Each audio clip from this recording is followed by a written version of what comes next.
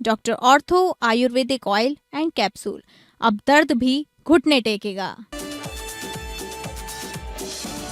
UAPA मामलों में भी जमानत नियम जेल अपवाद है। सुप्रीम कोर्ट ने उमर खालिद फैसले पर संदेह जताया।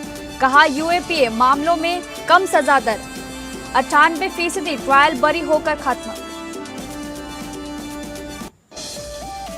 दिल्ली बार काउंसिल चुनाव में कथित गड़बड़ी के आरोपों के बाद सुप्रीम कोर्ट ने मतगणना पर रोक लगाई। न्यायाधिकरण गठित, पूर्व न्यायाधीश जस्टिस दीपक गुप्ता और पूर्व न्यायाधीश जस्टिस हिमा कोहली बने न्यायाधिकरण सदस्य। टीसीएस नासिक बीपीओ यौन उत्पीड़न केस में 5 आरोपियों को जमानत नहीं। 5 आरोपियों के प्रभावशाली होने से सबूतों से छेड़छाड़ की आशंका जताई गई। दिल्ली हाईकोर्ट ने इंजीनियर राशिद को अंतरिम जमानत दी। जमानत पिता के अंतिम संस्कार में शामिल होने के लिए मिली बेल। जमानत अवधि में सादे कपड़ों में पुलिस साथ रहेगी।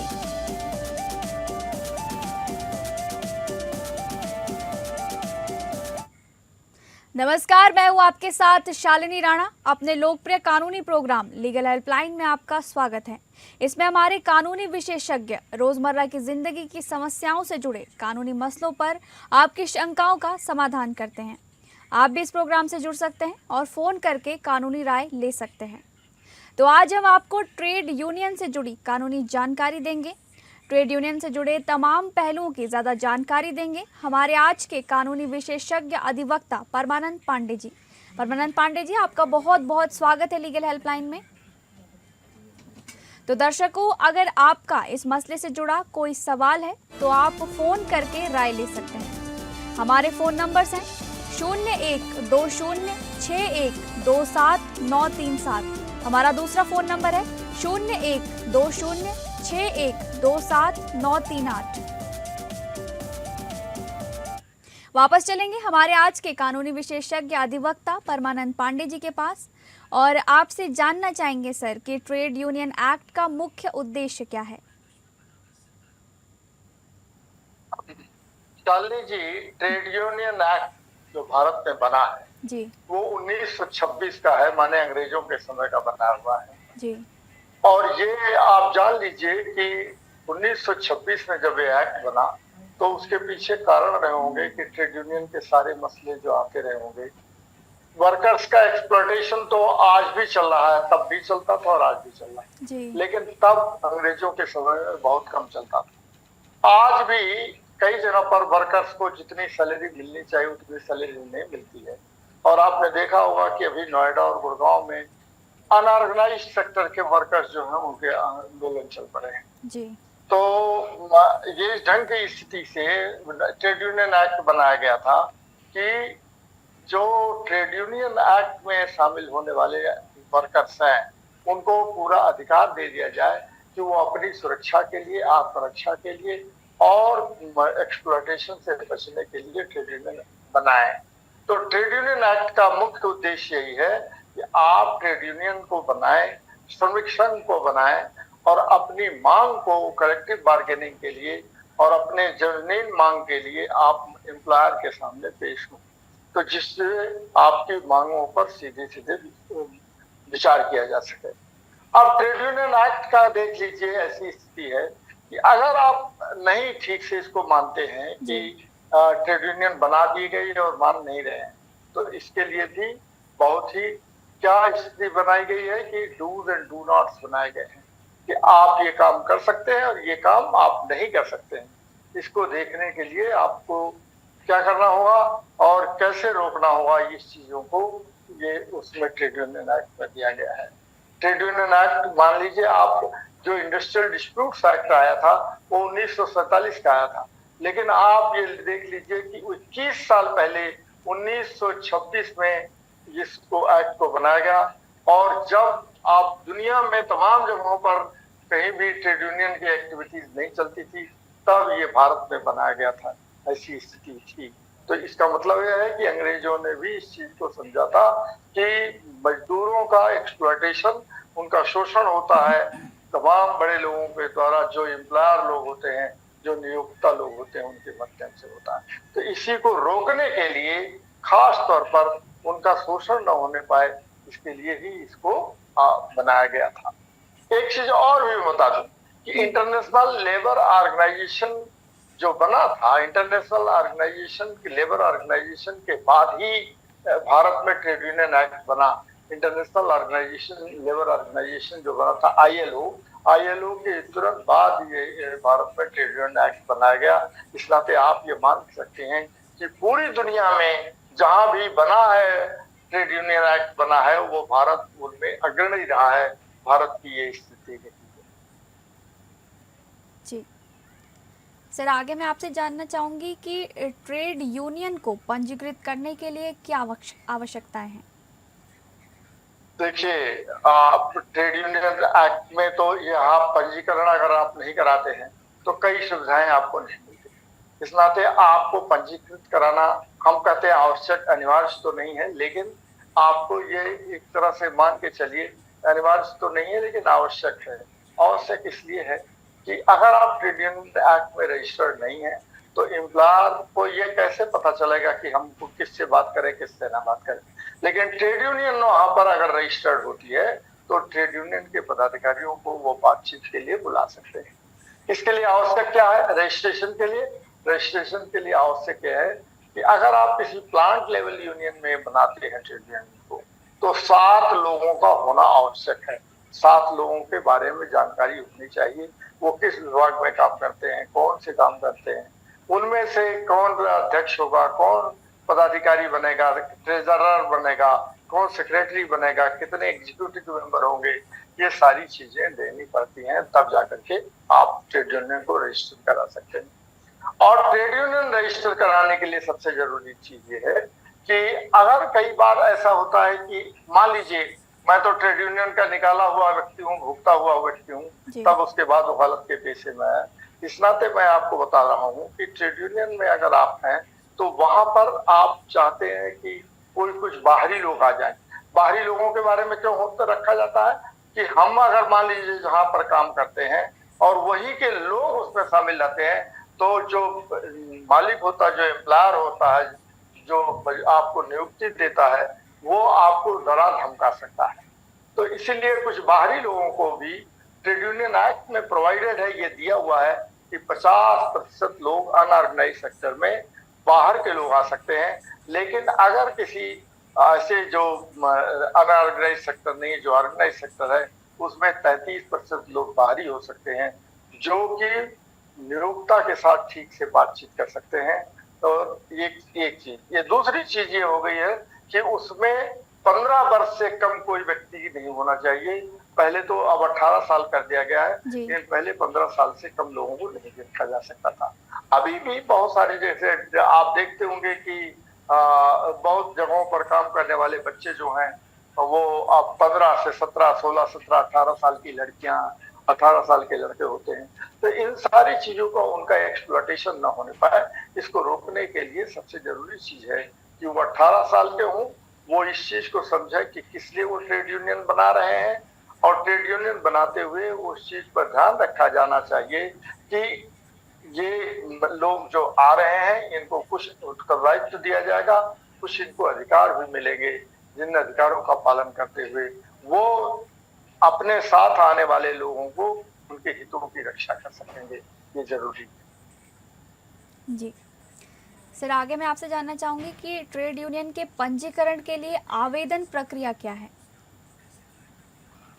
देखिए, उसका एक फॉर्मेट होता है। आप ट्रेड यूनियन रजिस्ट्रार होता है, ट्रेड यूनियन रजिस्ट्रार जैसे दिल्ली में है तो उसमें ट्रेड यूनियन का एक ही रजिस्ट्रार है, लेकिन डिप्टी रजिस्ट्रार कई जगह होते हैं और उन्हीं को अधिकार होता है कि वो आपके रजिस्टर कर दें। और हर जिले में ट्रेड यूनियन के रजिस्ट्रार बैठता है, वो जो डिप्टी लेबर कमिश्नर होता है वही ट्रेड यूनियन का रजिस्ट्रार होता है, वो रजिस्टर करता है। उसके लिए पंजीकरण के लिए क्या होता है कि आप जैसे आपका नाम, पता और किस व्यवसाय में है, इन सारी चीजों की जानकारी आपको देनी पड़ती है। आप उसका एक बाईलॉज होता है, कॉन्स्टिट्यूशन बनाना पड़ता है। आप अगर कॉन्स्टिट्यूशन नहीं बनाते हैं तो किसके अनुसार चलेंगे आप? तो कॉन्स्टिट्यूशन में आपको वो एक उसकी प्रतिनिधि की कौन लोग आपके सदस्य हो सकते हैं, कौन आपके सदस्य नहीं हो सकते हैं, उन सदस्यों को क्या अधिकार आप देंगे, मान लीजिए कोई ट्रेड यूनियन बना रहे हैं हम, तो ट्रेड यूनियन में हमारे लोग सदस्य होते हैं, तो उनको सदस्यों को क्या अधिकार मिलेगा, तो वो कॉन्स्टिट्यूशन में ये सारी, और सालाना उनका खर्च कितना आएगा, कितना वो चंदा देंगे। मान लीजिए अनऑर्गेनाइज सेक्टर में है तो चंदा उनको ज्यादा से ज्यादा नहीं, कम से कम देना पड़ता है, लेकिन जो ऑर्गेनाइज सेक्टर के होते हैं उनको ज्यादा चंदा देने की स्थिति, क्योंकि उनके पास हर महीने की तनख्वाह आती है, हर महीने पैसा मिलता है, इस नाते। अब देखिए रेलवे में है, रेलवे में 14 लाख 15 लाख लोग हैं, वो जो मेंबर हैं बने हुए हैं, तो उनको 25 रुपया 30 रुपया महीना देने में कोई दिक्कत नहीं होती, लेकिन तमाम ऐसी जगहों पर मजदूरों को 25 से 30 या 50 60 रुपया देने में भी दिक्कत होने लगती है। लेकिन अब कम से कम हर ट्रेड यूनियन में 60 या 70 75 या 100 रुपए की फीस रख दी गई है, जिसके कारण वो मेंबर बनते हैं, और उस मेंबर के बनने से जो पैसे की आमदनी होती है उसका विविध कार्यों में उपयोग होता है। ऐसा नहीं कि कोई ले जाकर अपने घर में खर्च करने लगे और ऑफिस बेरर हो तो करने लगे। ऐसा आजकल कैफी देखने में मिलता है कि मान लीजिए 15 लाख वर्कर हैं या 1 लाख वर्कर हैं या 500 या 2000 वर्कर हैं, आप उनसे पैसा मिलता है 1 लाख या 2 लाख रुपया, तो उसमें से 20-25 हजार या 50 हजार रुपया लोग बचा के रख लेते हैं, जो अपने निजी काम में कर लेते हैं। तो ट्रेड यूनियन में भी एक तरह की बेईमानी आ चुकी है।